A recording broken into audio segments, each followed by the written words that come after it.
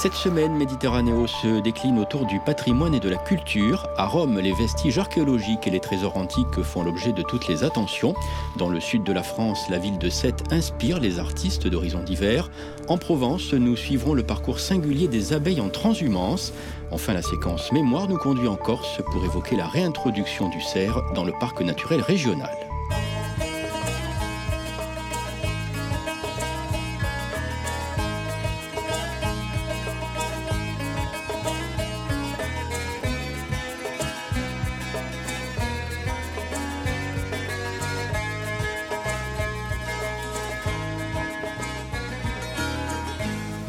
Les travaux à Rome mettent régulièrement au jour des vestiges archéologiques. En avril 2017, un aqueduc datant du IIIe siècle avant Jésus-Christ a été déterré du chantier de la 3e ligne de métro de la ville, près du Colisée. L'amphithéâtre qui a retrouvé sa splendeur après 3 ans de travaux essentiellement financés par le mécénat.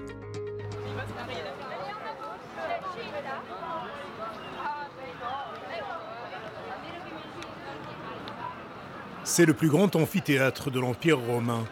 Sa pierre a depuis peu retrouvé toute sa splendeur grâce à un immense chantier de nettoyage. Le Colisée est le monument le plus visité d'Italie. Chaque année, plus de 6,5 millions de personnes franchissent ces arches pour s'offrir un voyage d'une vingtaine de siècles dans le passé.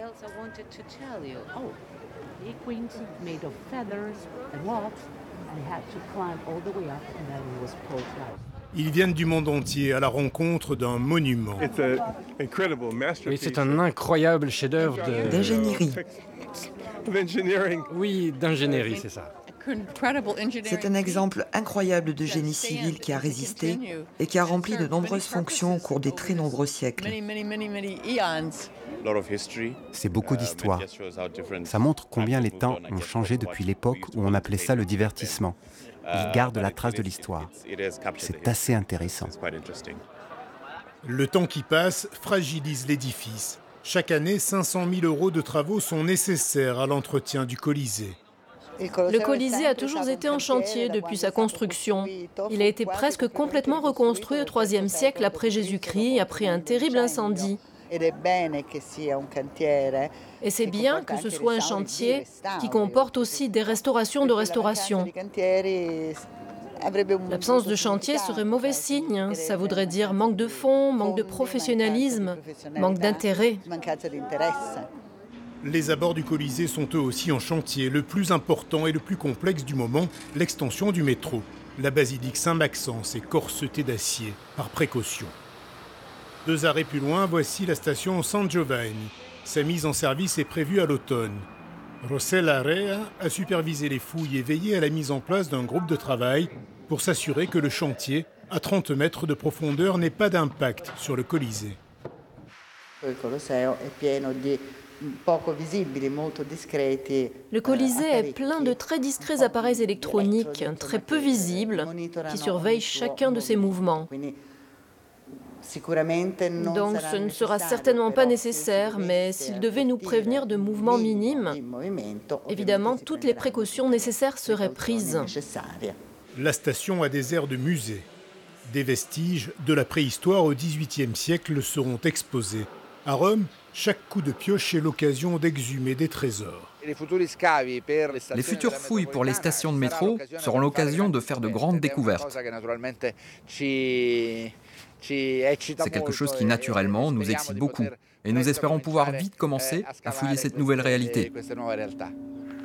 Au XVe siècle, sur la colline de l'Oppius, tout près du Colisée, c'est en tombant par un trou d'aération qu'un jeune Romain découvre la Domus Aurea, la demeure de Néron. Plus de 80 hectares de salles voûtées et de jardins. Aujourd'hui, le visiteur peut s'immerger dans le passé et découvrir grâce à la réalité virtuelle cette salle, comme au temps de sa splendeur, en 3 dimensions. La sala si affacciava centralmente su uno dei 2 cortili pentagonali in cui si articolavano I giardini del Colle Oppio, che a loro volta Nous l'avons faite de manière très érudite. Donc en reconstituant, sinon à la perfection, tout au moins avec un très haut niveau de précision cette architecture. Parce que nous croyons que ces systèmes de communication actuels, ces technologies, nous offrent aujourd'hui la possibilité précisément de communiquer au grand public une vision de l'Antiquité extrêmement précise et fascinante. Sous la patine et le salpêtre, des dizaines de mètres carrés de fresques sur les murs et les plafonds. Seuls quelques fragments ont été nettoyés, car la Domus Aurea est elle aussi le théâtre d'un chantier d'envergure. Au-dessus des voûtes, c'est l'avenir du monument qui se joue. Il s'agit d'imperméabiliser et d'alléger le terrain. Quand tous ces travaux qui s'étendent sur une superficie de 16 000 m², qui équivalent à peu près à 3 terrains de football, seront terminés, alors nous aurons créé les conditions de température et d'humidité stabilisées à l'intérieur de la Domus Aurea pour pouvoir procéder au nettoyage et à la restauration définitive des peintures de la Domus Aurea. Ces travaux sont financés par une dotation exceptionnelle du gouvernement italien.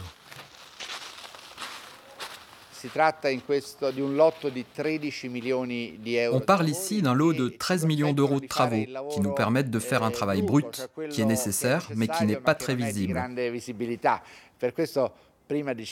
En revanche, il sera possible de trouver des mécènes pour la restauration des fresques, parce que c'est un travail qui présente un intérêt majeur. Grâce à une loi qui permet de défiscaliser 2/3 des donations, les mécènes se bousculent. Un chausseur a investi 25 millions d'euros dans le Colisée. La fontaine de Trévi a retrouvé sa splendeur grâce à une maison de prêt-à-porter. La rénovation des escaliers de la Piazza d'Espagne a été financée par un joaillier romain qui a par ailleurs utilisé le motif de cette mosaïque des thermes de Caracalla pour l'une de ses collections. En toute logique, la maison finance la restauration avec les fragments de marbre, les tesselles d'origine. Il y a des tesselles qui avaient perdu la forme de la décoration ou encore qui étaient encastrées à l'intérieur du terrain. Et ces tesselles ont été récupérées, nettoyées et triées en fonction de la couleur du marbre.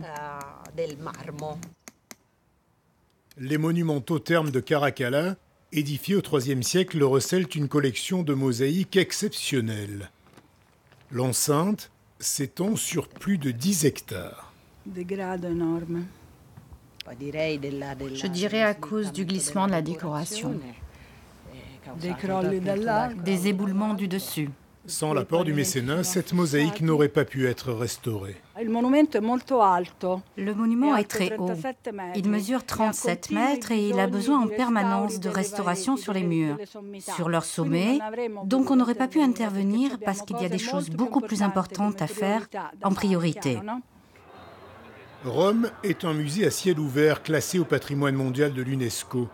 Les recettes de la billetterie parviennent à financer la surintendance aux biens archéologiques qui, chaque jour ou presque, fait de nouvelles découvertes.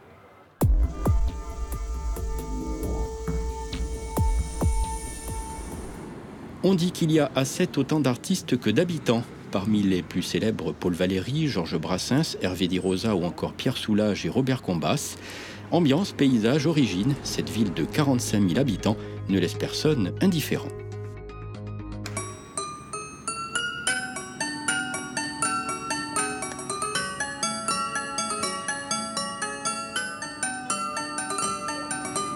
Il existe à Sète un lieu insolite, presque culte, qui abrite quantité de petits riens du quotidien, devenus malgré eux des œuvres d'art. Le MIAM, le Musée international des arts modestes, a été créé en l'an 2000 par le célèbre sétois Hervé Di Rosa et Bernard Beluc, artiste plus discret et collectionneur compulsif. J'ai ramassé comme ça des dizaines, des centaines de milliers d'objets. Des petites images malabars, des petits indiens, des petits cow-boys. L'archéologie des années 40, 50 et 60, c'est-à-dire le périssable, le fragile, parce que j'ai un problème d'abandonite, voilà, et j'aime pas les choses qui se perdent. Ça sera super arrogant, dans peut-être 50 ans, un siècle, de voir que ces petits cartons, ces petits papiers ont survécu, alors que nous, on sera trépassé depuis longtemps. Je trouve ça très arrogant. Alors il faut suivre les flèches et le fil rouge. Ça, c'est Jeanne d'Arc avec des choux-fleurs et des pommes de terre parce que le Moyen-Âge, c'est très agricole. Après, là, vous avez le Moyen-Âge fleuri avec les poires au sirop, les ménestrels, tout ça, vous voyez. Une hache plantée parce que hache comme histoire. Hein. Et ça, c'est le chemin des dames qui amène à Verdun. Au fil du temps, le petit musée sétois s'est taillé une jolie réputation, en France et au-delà. Pour Bernard Beluc, l'art est partout, surtout ici. C'est très spécial, c'est une pépinière d'artistes connus ou plus ou moins connus ou inconnus. Mais tout le monde fait quelque chose à cette. Les mémés font du tricotin, ils font des napperons. Enfin, il y a une activité artistique à cette très étonnante. Enfin, moi, personnellement, je ne connais pas une autre ville où il y a une telle effervescence et un tel goût. Je ne sais pas quoi ça tient, c'est difficile à expliquer. Il y a sans doute quelque chose dans l'air de ce port de pêche rude et solaire, une ambiance, une lumière, une sincérité qui inspire. Chaque année, la Maison de l'Image Documentaire invite des photographes de renom, d'horizons très différents, à plonger dans la ville pour en livrer une vision toute personnelle. Ici, il y a beaucoup de gens qui ont des histoires. Des histoires qui ont d'autres vies avant celles qui vivent à Sète. Et on trouve avec ça des personnages très riches. Il y a des caractères, il y a une population très mixte qui vient à la fois d'Espagne ou du sud de l'Italie. C'est pas toujours des gens faciles, mais quand on a le mode d'emploi, c'est des gens chaleureux. Et ce cocktail-là, plus le fait que ça soit une ville entourée d'eau, c'est une île singulière, hein, disait Valérie, ça fait un charme absolument total et les photographes y sont sensibles.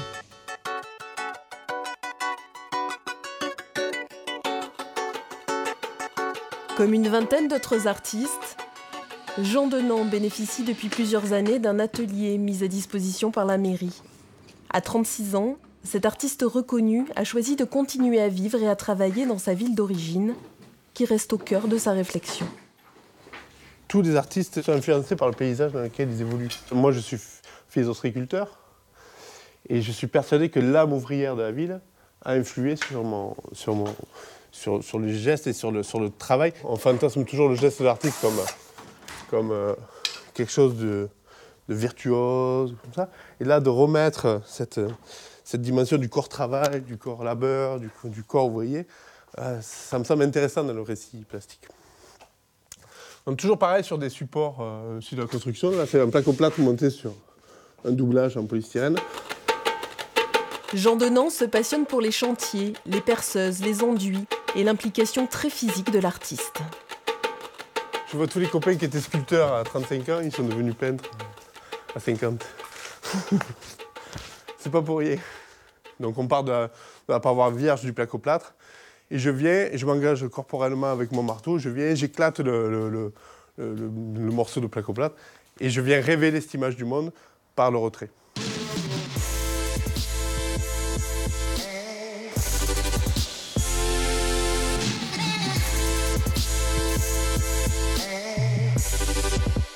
Depuis 2008, le festival K-Live invite des artistes à intervenir sur les murs de Sète. Au fil des années, leurs œuvres ont donné naissance au MACO, le musée à ciel ouvert. Il regroupe de grandes signatures du street art et se découvre à pied le long d'un parcours balisé. Je trouve que des peintures, des fresques murales sur des murs gris d'une ville, oui, ça ajoute une réelle poésie. Les artistes qui sont invités sur le MACO de Sète, en général, s'inspirent beaucoup de la ville. Jusqu'à présent, le MACO est très respecté. Ça s'est fait tout seul, très spontanément, sans qu'on ait eu à mettre de garde-fous ou de chiens de garde autour des peintures. L'idée du MACO plaît beaucoup, donc je pense que c'est ce qui fait que ça se respecte comme ça, naturellement. Mais Sète ne serait pas cette ville d'artistes s'il n'était question que d'atmosphère et de caractère bien trempé. Consciente de cette identité forte, la mairie a également bien compris qu'un euro investi dans un festival est égal à 4 € de retombées économiques. Chaque année, 8 millions d'euros sont investis dans la culture, soit 10% du budget total de la commune. À Sète, il y a une politique culturelle qu'on peut globalement juger d'intelligente, c'est-à-dire qu'il y a l'idée que l'économie bat de l'aile comme partout ailleurs et qu'ici, il y a des atouts et que le tourisme culturel, par exemple, c'est un atout. La culture ne doit pas être une variable d'ajustement, c'est-à-dire que ça ne peut pas être la culture qui sauve l'économie, mais c'est un contrepoint, c'est une solution pour une ville comme Sète intéressante.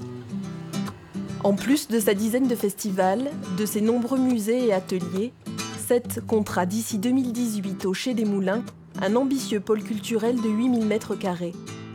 Réalisé par l'architecte Rudy Ricciotti, il mêlera financement public et privé. L'île singulière et ses 45 000 habitants n'ont donc pas fini de voir les choses en grand.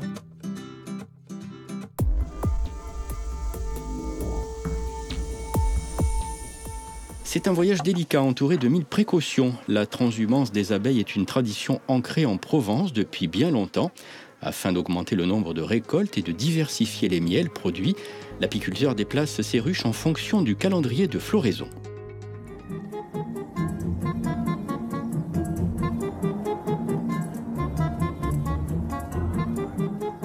Au pied de la petite ville de Manosque, la nature est encore tout engourdie. C'est le moment qu'a choisi Benoît Millet, apiculteur, pour faire sa première transhumance de l'année.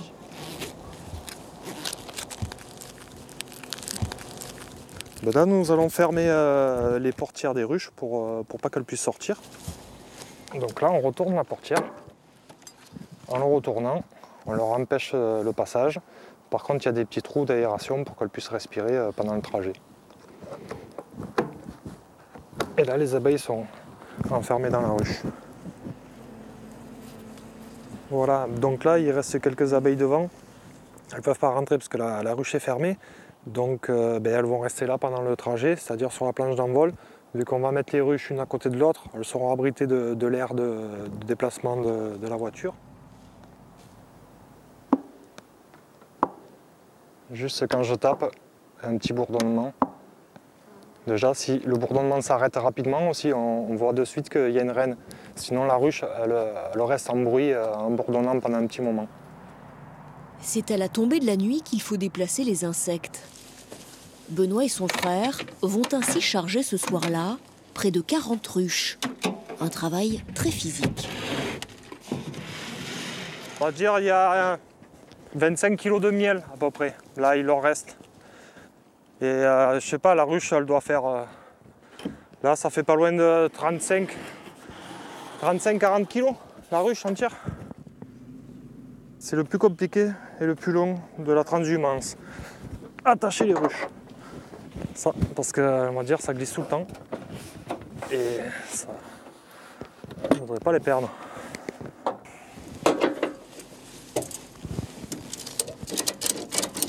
Musique, hein, c'est bon? Ouais. Non? Ouais, c'est bon.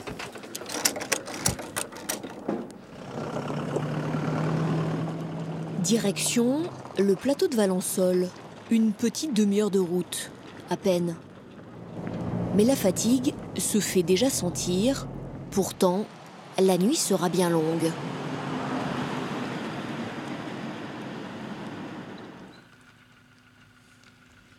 Là-haut, les amandiers sont les premiers arbres à être en fleurs. Une vraie aubaine pour les abeilles après la disette de l'hiver. Et si Benoît connaît autant ces insectes, c'est grâce à son grand-père qui, il y a 25 ans, lui a donné ses premières ruches. Il avait une vingtaine de ruches à l'époque. Et à un certain âge, il m'a dit, moi je ne veux plus m'en occuper. Et donc il m'a dit, si tu veux les reprendre, je te les donne. Donc du coup, moi j'ai dit, pourquoi pas. C'était juste l'histoire de dire, je les récupère, c'est celle du grand-père. Et finalement j'ai pris goût. Et voilà, et maintenant j'en ai 156. Donc là, on va ouvrir les premières ruches. Voilà. Donc là, elles font un petit tour de repérage. Elles vont sortir un petit peu et vont rentrer dans la ruche aussitôt.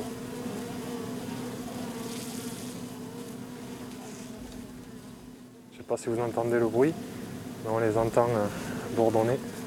C'est magnifique. Puis là, on sent bien l'odeur des fleurs. Elles vont se régaler.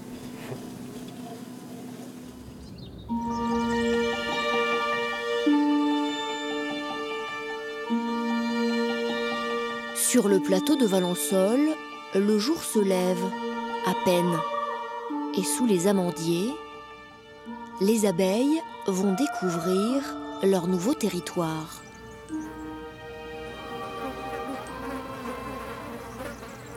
Quand même, c'est pas trop mal. Je m'attendais à pire. Après une année de sécheresse comme on a eu. Benoît est venu avec son beau-père. C'est le propriétaire du champ. Sans les abeilles, point d'amande. Alors bon, je dis un peu ça devant un apiculteur qui est mon gendre, heureusement, mais sinon, c'est nous, arboriculteurs, qui demandons aux apiculteurs de venir nous amener des abeilles de l'ordre d'à peu près 4 ruches à l'hectare chaque année pour permettre cette pollinisation. Ce qui est important et indispensable pour le développement de cette culture. C'est peut-être la seule chose où on peut dire qu'il y a du travail gratuit, quoi. Ah, ça, c'est des abeilles qui ne sont pas à toi, là. Ça, c'est, on va dire, l'abeille de Provence, la noire. Ça, c'est de la frère Adam, c'est-à-dire c'est une abeille qui vient d'Angleterre. Et moi, j'aime bien travailler avec celle-là, elles sont plus douces. Et elle la récolte plus vite, elle a une langue plus longue, elle peut aller dans d'autres fleurs que l'abeille noire n'y va pas. En moins de 3 semaines, les abeilles vont devoir polliniser 15 000 arbres. Et chaque abeille vient butiner la fleur. Elle récupère du pollen, elle s'enduit, on va dire, de pollen. Et vu qu'elle se déplace de fleur en fleur, d'un arbre à un arbre, tac tac, ça pollinise. Elles ont vu qu'il y avait beaucoup de fleurs, donc elles leur amènent beaucoup de pollen. Donc là, si on regarde bien, chaque abeille revient avec 2 pelotes sur les pattes arrière. Et là, c'est bénéfique pour la ruche parce que ça va faire un apport de pollen conséquent et ça va faire développer vachement le couvain et la ruche. En quelques jours de ce régime hyperprotéiné, les abeilles seront à nouveau capables de produire du miel pour l'apiculteur. Et grâce à elles, les amandiers, eux, auront très vite des fruits. Ça, c'est une amande qui a été pollinisée et qui demande à grossir maintenant. Prochaine étape pour les abeilles, un nouveau séjour dans la vallée avec les pissenlits, puis retour à Valensole auprès des lavandes. Les insectes termineront leur saison avec les acacias.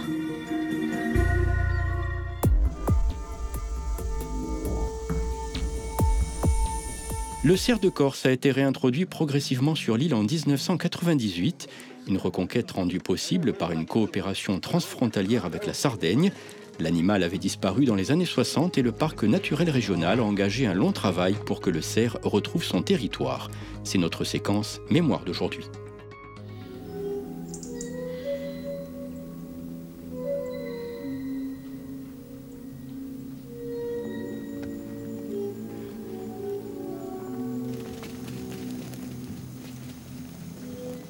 C'est en 1985 que l'idée voit le jour. La Sardaigne, toute proche, compte de nombreux spécimens. 2 couples sont envoyés en Corse pour initier cette réintroduction.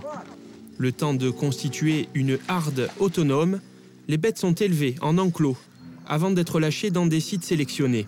Nous allons lâcher au-dessus de Lecce, Goigne, Sauch, ce côté ouest de la Corse.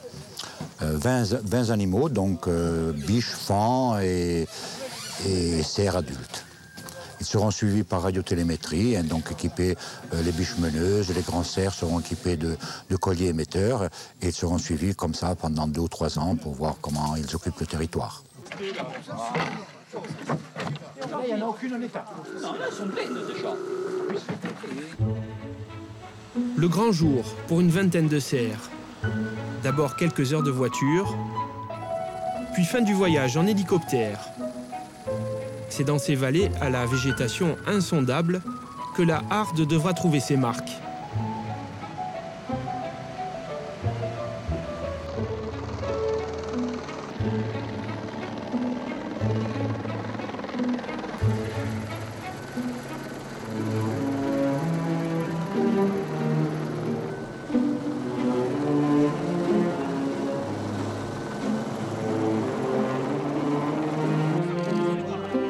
À peine le temps de réaliser que la liberté s'offre à eux, les protégés des agents du parc sont de retour, en pleine nature, à quelques kilomètres des villages. La démarche du parc, vous le savez, c'est à la fois la protection et le développement. Eh bien aujourd'hui, c'est une opération qui sert à la fois la protection de la nature, puisqu'on valorise notre patrimoine, et puis du développement avec l'économie qui va se faire autour de ce lâcher de cerf. Depuis 10 ans, le parc naturel de Corse a procédé à une dizaine de lâchers.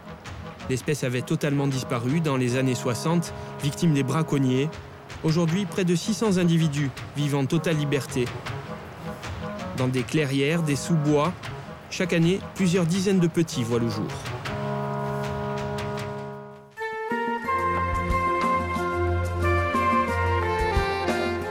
Méditerranéo est terminé pour cette semaine. Rendez-vous très bientôt pour de nouvelles découvertes en Méditerranée.